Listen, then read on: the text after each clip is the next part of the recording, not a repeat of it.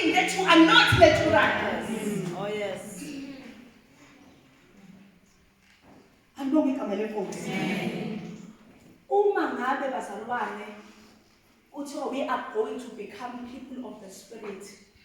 Abantu bakomoya akuseba abantu bakomoya nje babehamba isonto.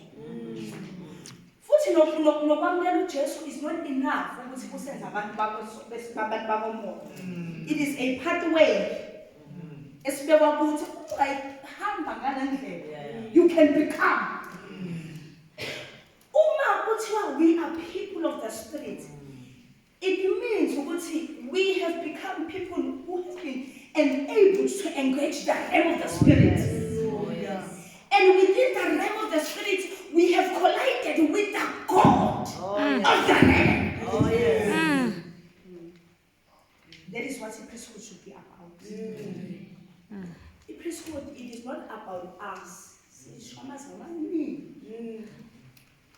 The priesthood yet will not be effective unless a realm is open unto us. Unless we embrace a grace from God to engage with the realm. Moses, so that he can qualify to engage the realm. Because what will make Moses supernatural, what will make Moses a spiritual person, Moses can be able to master the ways of this place and this Moses could not have become that person unless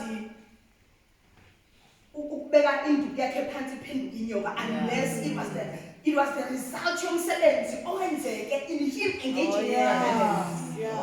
We know bazalwane ukuthi uMoses akayanga ngamazwi nokungamazwi kuFaro kodwa waya nerealm. Because when we engage the realm of the spirit, uNkulunkulu akafuna ukuthi sibe sisonke irealm of the spirit. uNkulunkulu akafuna ukuthi simsonke kodwa uNkulunkulu he wants us to be custodians of the realm. So that we qualify to carry the realm. Moses akayanga namanzi kodwa uMoses wahamba nerealm. That is why kwakukwazi ukuthi eGosheni kuthi kukhanya eEgypt